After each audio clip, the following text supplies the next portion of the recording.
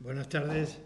Acabamos de finalizar la videoconferencia con el presidente del Gobierno de la Nación y los demás presidentes autonómicos y voy a dar cuenta de la misma como hacemos cada vez que se produce un encuentro de esta naturaleza. Quiero, no obstante, como siempre hago en estos días tan duros y difíciles que estamos viviendo, poner de manifiesto en nombre del Gobierno, de toda la Asamblea, y yo creo que de todos los ceutíes, estoy convencido que de todos los ceutíes, nuestro más sincero pesar, nuestra condolencia por las dos personas que han fallecido en esta última semana, desde que celebramos esta reunión y este encuentro con los medios de comunicación. Dos muertes muy dolorosas en las circunstancias en las que se han producido, y vaya también, junto con esta manifestación de condolencia, nuestra solidaridad, nuestro apoyo y nuestro consuelo, si es posible, para los familiares y amigos de los fallecidos. También quiero transmitir aliento y esperanza a quienes están padeciendo la enfermedad, porque de esta enfermedad se sale, y quiero que no les falte de ninguna manera esa condición de esperanza para ver la luz en el túnel, y no solamente es una esperanza que ellos puedan tener los corazones de bien de todos los ceutíes, están detrás del deseo de que recuperen su vida normal y de que recuperen fundamentalmente la salud. Y también, en tercer lugar, como siempre hago, el reconocimiento de todos nosotros a quienes están librando la batalla en la primera línea de combate, a nuestros sanitarios, a nuestros policías, a los que forman parte de la cadena alimentaria, a los que hacen posible que el resto de personas puedan estar confinadas y protegiendo su salud.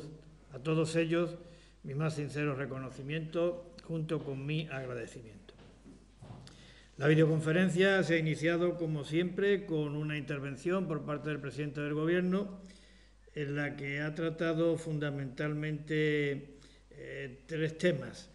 Uno de ellos es relativo a Europa, las gestiones que por parte del Gobierno de la Nación se está haciendo ante las instancias comunitarias para lograr una respuesta europea, conjunta, solidaria de estas instituciones para afrontar tanto la pandemia desde la perspectiva sanitaria como, sobre todo, en lo que concierne a las actuaciones que habrá que llevar a cabo para la recuperación económica y social de la Unión Europea, de esta unión a la que todos pertenecemos y que se justifica en base a la cohesión y a la solidaridad. En eso yo creo que el presidente del Gobierno no va a encontrar falta de apoyo por parte de ninguna administración pública española, y me atrevo a decir que tampoco por parte de ninguna fuerza política. Todas, al unísono, creo que van a apostar por esa respuesta solidaria y cohesionada de la Unión Europea ante una situación absolutamente extraordinaria y que de una manera u otra, con distinta intensidad, a todos nos afecta. También ha puesto el énfasis el presidente del Gobierno en las residencias de mayores y en la especial atención que hay que prestar a las mismas, cosa que compartimos. Me parece que es muy importante poner el acento en nuestros mayores, las personas que pertenecemos, me atrevería a decir, con toda propiedad, a una generación que, sin intentar aflorar ningún atisbo de vanidad, sí es lo cierto que hemos vivido en nuestra infancia momentos difíciles, de carencias, de limitaciones, que luego crecimos en nuestra juventud en una autarquía que prácticamente era imposible, que vivimos también dificultades y desde todo punto de vista, mientras que España levantaba cabeza, y que la levantó también gracias al esfuerzo, al sacrificio y al sudor de buena parte de las personas que pertenecemos a esa generación. Con nuestra generación también llegó la democracia, la apertura, la modernidad, el progreso, el bienestar, lo que hoy somos. una de las democracias más avanzadas del mundo.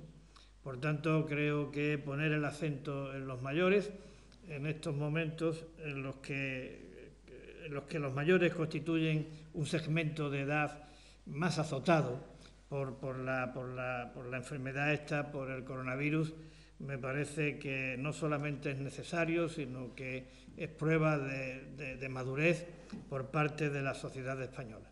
Nos da categoría el que le demos una especial atención a nuestros mayores, a estas generaciones que han hecho de España el país que es hoy. También se ha referido a la necesidad de apoyar el tejido productivo y ha anunciado que en las próximas semanas pues adoptarán medidas de esta naturaleza para atender las consecuencias sociales y económicas del coronavirus.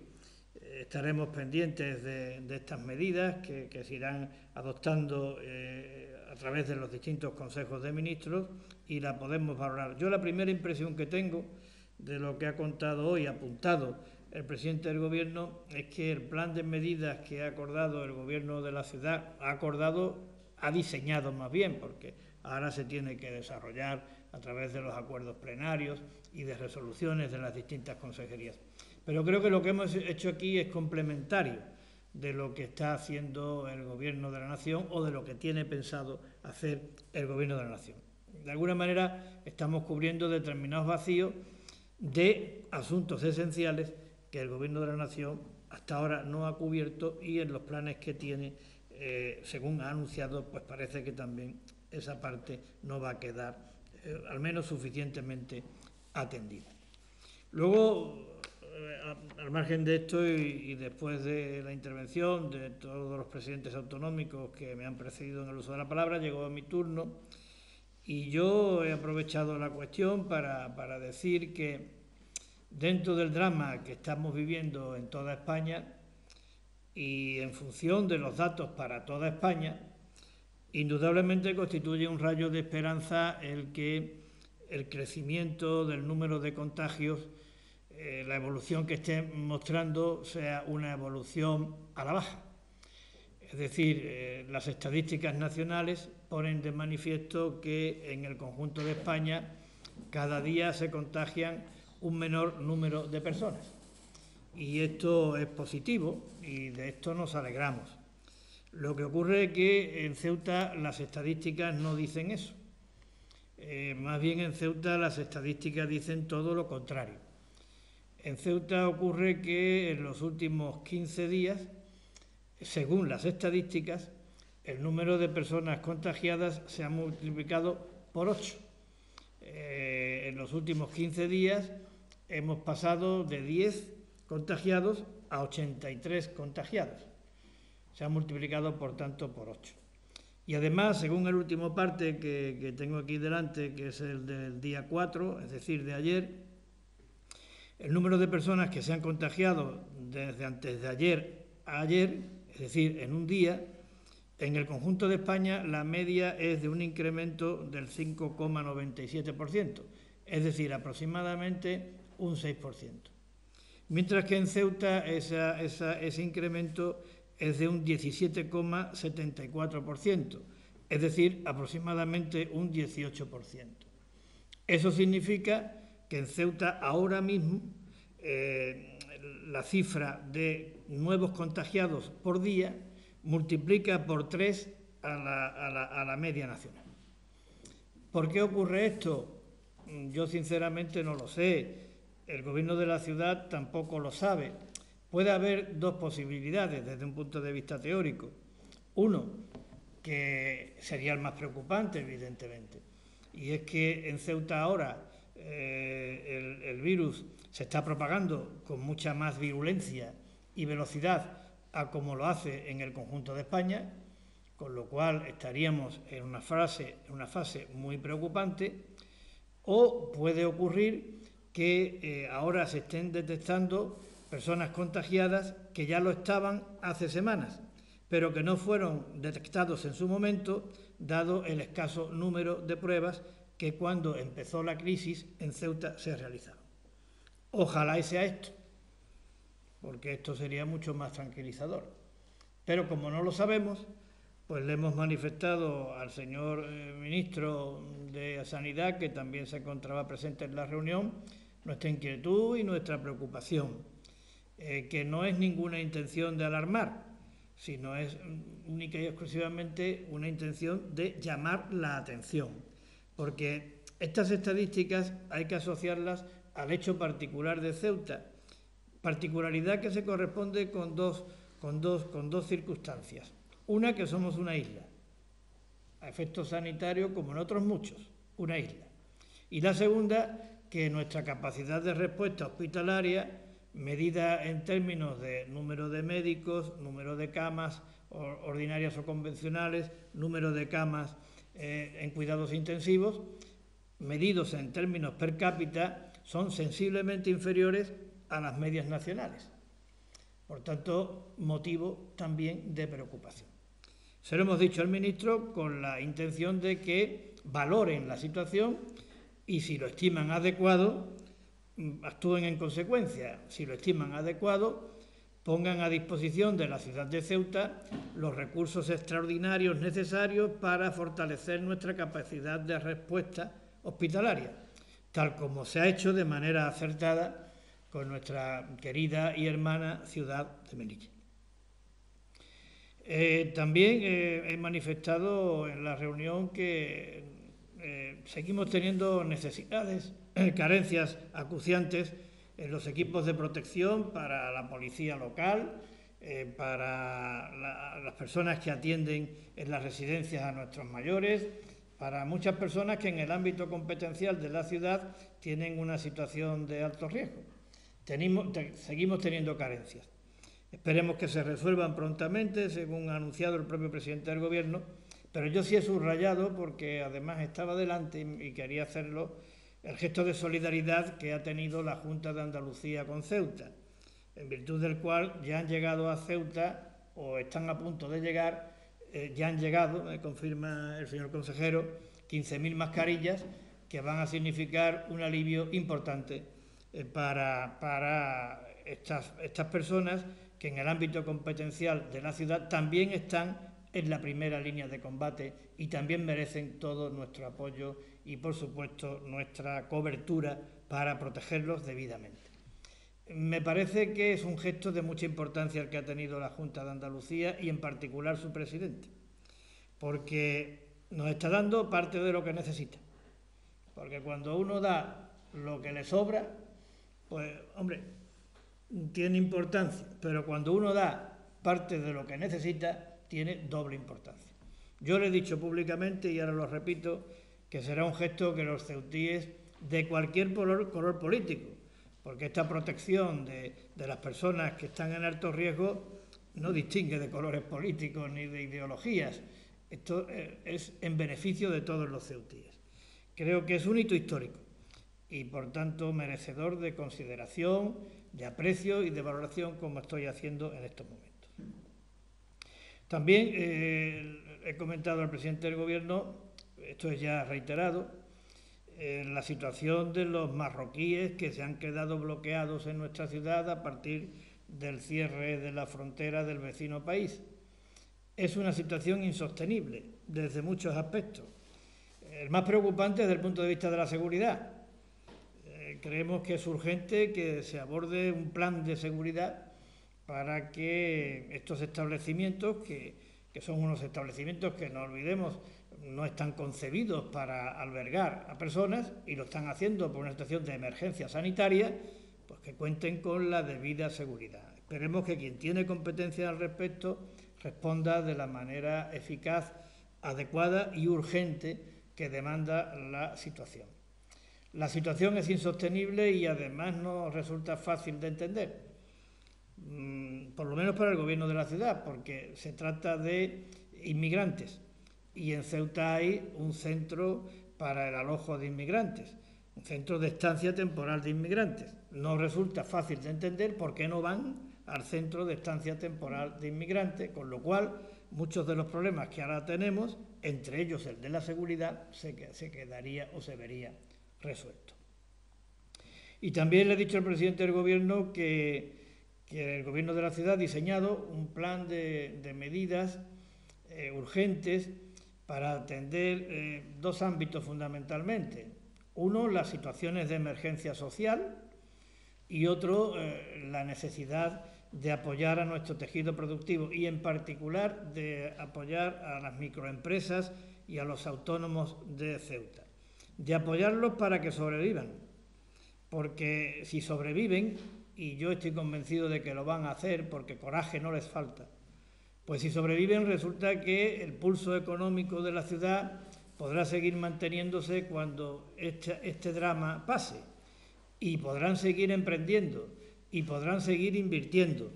Y cuando ellos emprenden y cuando ellos invierten y cuando ellos asumen riesgos y cuando sudan y se esfuerzan por levantar la persiana todos los días, pues resulta que eso luego se traduce en empleo para muchísima gente, y eso se traduce también en posibilidades para las administraciones públicas de mantener los servicios públicos esenciales, incluidas las ayudas sociales. Por tanto, me parece que merecen ese apoyo que estamos haciendo. Pero le he dicho al presidente que ese apoyo, que podemos cifrar aproximadamente en el 22-23% del presupuesto de la ciudad en cuanto a recursos movilizados, no en cuanto al impacto presupuestario. Dije el otro día que aproximadamente el 5% del Producto Interior Bruto de la ciudad sería más llevadero si no hubiéramos tenido el contratiempo de haber perdido el 35% de las ayudas estructurales que con carácter finalista para el agua y para la frontera la ciudad recibía. Yo espero de verdad y confío en que esto se reponga, porque me parece que de no hacerlo se estaría cometiendo una injusticia de muchísima envergadura. Espero que se haga y de esta manera podamos tener todavía más capacidades para seguir ayudando a quienes en estas circunstancias difíciles lo necesitan. Y eso ha sido todo. Ahora quedo a la disposición de ustedes para que me hagan las preguntas que estimen pertinentes. Vamos con las preguntas de los compañeros de los medios de comunicación. De Ceuta Actualidad, la pregunta son dos. ¿Se baraja alguna infraestructura para aislar a las personas que son asintomáticas, tal y como ha propuesto el presidente del Gobierno? Y esa es una. Y la segunda sería: el Gobierno de la Nación ha anunciado 1 millón de test rápidos a las comunidades. Si sabe ya cuántas podrían recaer. En relación con la primera pregunta, yo creo que el Gobierno de la ciudad se anticipó a la puesta a disposición del INGESA, del Ministerio de Sanidad, de infraestructuras de la ciudad que pudieran servir para alojar o tratar a personas afectadas por la enfermedad o que tuvieran que ser aisladas como consecuencia de la enfermedad. Y me estoy refiriendo concretamente al Hotel Puerta de África, más la solicitud que hicimos para que se habilitara a estos mismos fines el Parador Nacional de la Muralla. Están puestos a disposición del Ministerio de Sanidad y, como dije el otro día, se utilizarán cuando, cómo y para qué las autoridades sanitarias de Ceuta, en colaboración con nuestro consejero y su equipo, pues decidan. Y para lo que lo decidan, insisto. En consecuencia, creo que eso responde a la pregunta que me hacía en primer lugar el medio. En cuanto a la segunda pregunta, pues no sabemos el número de test que nos van a llegar porque tampoco el presidente ha establecido una asignación o distribución de los mismos para las distintas comunidades. Ha dicho que es un número, me parece que de 1 millón de test, ¿no?, aproximadamente, pero no ha establecido qué criterio. Sí me parece haber entendido de su intervención que también dependerán de las necesidades que tengan cada territorio. En consecuencia, no podemos establecer aquí un cálculo automático en función de la población. Será en función de las necesidades de cada territorio. Y, por tanto, hay que esperar a que se pronuncie el Ministerio de Sanidad al respecto. Pregunta a los compañeros del Foro de Ceuta: ¿qué opina sobre las críticas que ha recibido el paquete de medidas sociales y económicas anunciado el pasado viernes? Las críticas por parte de sindicatos y algún partido de la oposición que aseguran que el plan da la espalda a la mayoría social en tiempos de crisis. Bueno, pues mire, creo, empezando por la aseveración, que no es del medio evidentemente, sino de los que lo han criticado, pues que no es así, por varias razones, porque ya he dicho antes que este plan persigue 3 objetivos fundamentales. Que no desconocen cuál es la realidad de nuestra ciudad, todo lo contrario, ni la situación de emergencia que estamos viviendo. Uno, colaborar con el INGESA en todo lo que sea necesario para la compra de material sanitario. Me parece a mí que eso es una prioridad que nadie discute. El segundo es atender situaciones de emergencia social.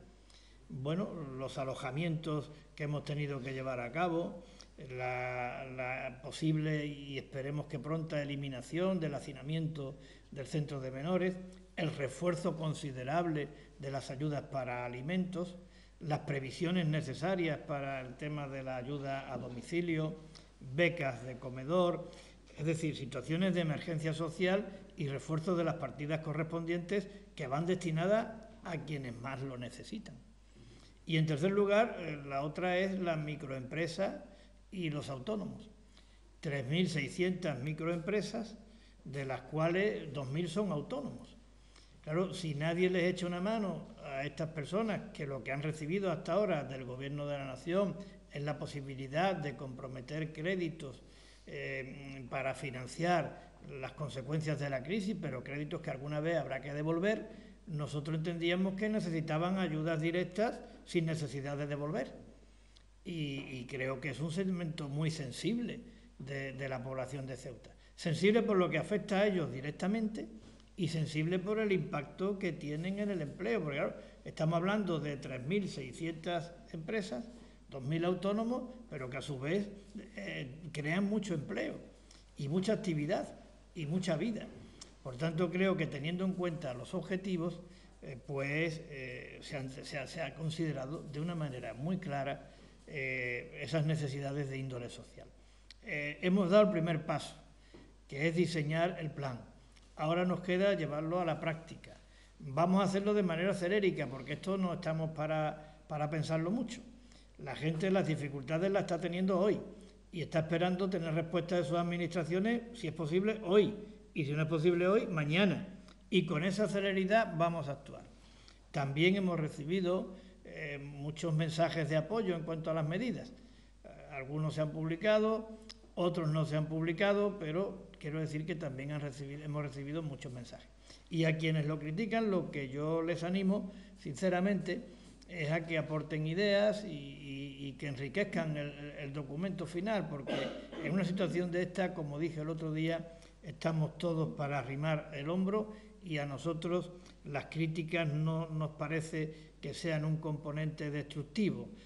Pueden ser un componente constructivo y me consta que la consejera de Economía y Hacienda va a iniciar inmediatamente contactos con los sindicatos para explicarles cuál es el orden de prioridades que hemos establecido. No estamos hablando de la reforma laboral ni de cuestiones que afecten a las condiciones laborales, es decir, no estamos hablando de ámbitos específicos de los sindicatos, estamos hablando de autónomos, estamos hablando de emergencia social y estamos hablando de sanidad, pero no obstante, cualquier aportación que puedan hacer, bienvenido sea. Y con los grupos políticos, pues desde mañana vamos a empezar ya a trabajar, también a definir un poco cuál es el procedimiento a seguir para celebrar estos plenos que tenemos que celebrar. El paquete de medidas es muy amplio, pero hay algunas que tienen que tener acuerdo de pleno. Concretamente el expediente de modificación de créditos en el presupuesto, las operaciones de financiación y algunas de las medidas de carácter fiscal. Para eso, pues, queremos instrumentar los mecanismos que dentro de la ley lo podamos hacer para, de manera telemática, llevarlo a cabo. Otra pregunta por parte de los compañeros del Foro de Ceuta. Se habla de que hay personas con problemas de adicción en La Libertad y en el Santa Amelia. ¿Desde la ciudad se ha puesto en marcha algún tipo de programa para ayudar a estas personas? La ciudad ha contado con el personal cualificado para atender esta problemática. La logística de ambos centros, desde esa perspectiva, están llevándolo los servicios de Protección Civil y Cruz Roja. Nos merecen una absoluta garantía. Insisto, el principal problema que hay en estos momentos es de seguridad, de mantenimiento del orden. Y ahí creo que las autoridades competentes tienen que diseñar un plan. Mientras lo hacen y lo llevan a cabo, la ciudad también está cubriendo la seguridad privada al objeto de evitar males mayores. Pero esos temas de drogadicción a los que usted se está refiriendo, hay personal cualificado por parte de la propia ciudad y por parte de Cruz Roja que nos merecen total y absoluta confianza. La cadena se le pregunta cuál es el motivo por el que no se ha contado para ese paquete de medidas con comisiones obreras y con UGT. Ya lo he contestado antes. El paquete de medidas tiene 3 objetivos fundamentales. Uno, apoyar a las microempresas y a los autónomos.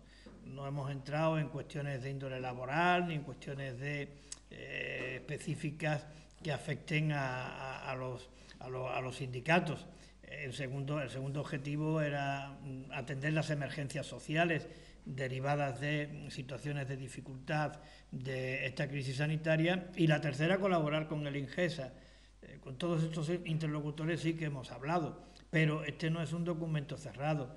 Se irá materializando y formalizando a través de las resoluciones que se puedan y deban de adoptar por las consejerías o por el Pleno. Y quien tengan algo que aportar, y yo estoy seguro que los sindicatos pueden aportar, pues lo van a poder hacer. Mañana, se va a reunir o va a entrar en contacto con ellos, reunir virtualmente, va a entrar en contacto con ellos la consejera de Hacienda y podrán realizar sus aportaciones. Pregunta también de la cadena SER. ¿Tiene la ciudad liquidez para pagar de inmediato, en un mes aproximadamente, las facturas que están pendientes a los proveedores? En eso estamos, es decir, tenga usted en cuenta tengan en cuenta los compañeros de la cadena SER que, como dije yo el otro día, vamos a utilizar nuestras capacidades de endeudamiento para poder sacar adelante este plan de medidas. La movilización de recursos es aproximadamente de 70 millones de euros, lo he dicho antes. Eso significa el 23% del presupuesto de la ciudad y eso significa el 5% del Producto Interior Bruto de Ceuta. Podemos hacer este esfuerzo financiero, podemos utilizar nuestra capacidad de pedir préstamos, porque creo que nos hemos pegado varios años reduciendo la deuda de la ciudad. Yo creo que en una cantidad absoluta cercana a los 100 millones de euros. Eso nos pone en una situación de solvencia apropiada, adecuada, posible, para poder acudir a un mayor nivel de endeudamiento que nos permita atender estas necesidades de liquidez a las que usted se está refiriendo. Pregunta también de la cadena SER y de Onda Cero, la misma pregunta, si se va a hacer algo por parte de la ciudad autónoma para controlar a aquellos que acuden al mercado sin respetar las normas dictadas por las autoridades sanitarias, para evitar que se repitan imágenes como las del pasado sábado. Bueno, mire usted, ahí hay dos cuestiones que yo creo que tenemos que considerar. La primera es una que hace referencia a la responsabilidad cívica o social. Yo creo que hay que transmitir al conjunto de la ciudadanía que es necesario cumplir con las normas que marcan las autoridades sanitarias, sea en el mercado, sea en un centro comercial, sea en cualquier sitio. Es decir, cuando uno cumple con las normas sanitarias, está cuidando de su salud, pero está cuidando de la salud de los demás. Y cuando digo los demás, digo a todos los demás. Está cuidando la salud de sus familiares más queridos, de sus amigos, de todos. Por tanto, ese es mi primer mensaje, que hay que cumplir con las normas que marcan las autoridades sanitarias. Y si tiene uno que ir al mercado y para abastecerse de los productos básicos y de los alimentos, lo puede hacer guardando las distancias correspondientes y por tanto también se puede hacer como se hace en un supermercado. En segundo lugar, el dispositivo de los medios coercitivos o de asesoramiento o policiales, como cada uno lo quiera denominar, para que se cumplan estas normativas.